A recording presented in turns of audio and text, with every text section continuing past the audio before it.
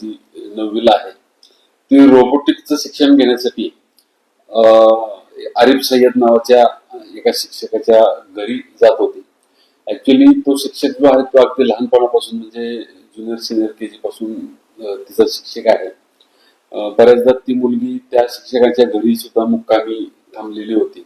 तिचा थोडासा विश्वास चांगला संपादन केलेला होता आणि 2-3 आठवड्याच्या पूर्वी त्या मुलीचा थोडस लैंगिक छळ करण्याचा त्यांनी प्रयत्न केला आणि त्याबद्दल तिनं घरी 1-2 दिवस काही सांगितलं नाही आणि तिनं तिच्या बहिणीला याच्याबाबतची माहिती दिली.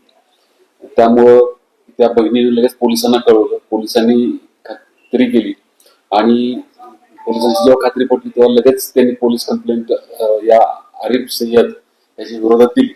FIR दाखल केलेला आहे. कालच या शिक्षकाला आम्ही अटक पण केलेली आहे. आज कोर्टामध्ये प्रोड्यूस केलेलं होतं. 17 तारखेपर्यंत त्याला पोलीस कस्टडी मिळालेली. स्वाभाविक मुद्दे होता. शिक्षकाला जेव्हा बाहेर आणलेलं तेव्हा बाहेर पब्लिकने थोडस त्याला मारायचा प्रयत्न केलेला होता.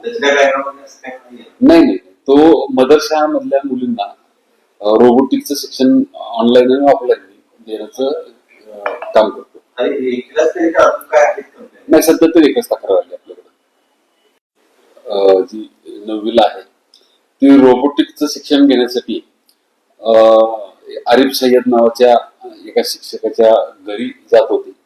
ऍक्च्युली तो शिक्षक जो आहे तो अगदी लहानपणापासून म्हणजे ज्युनियर सिनियर केजी पासून तिचा शिक्षक आहे.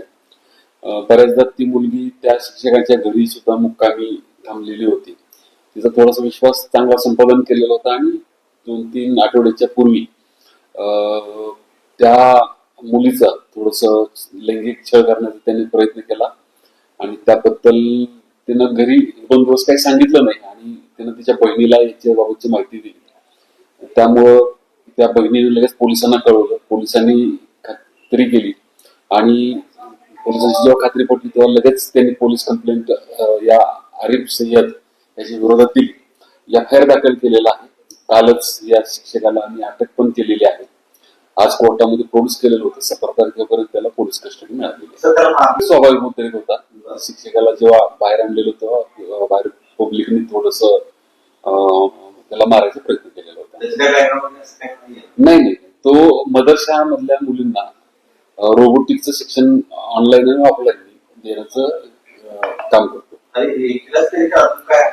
नाही, सध्या तर एकच तक्रार आली.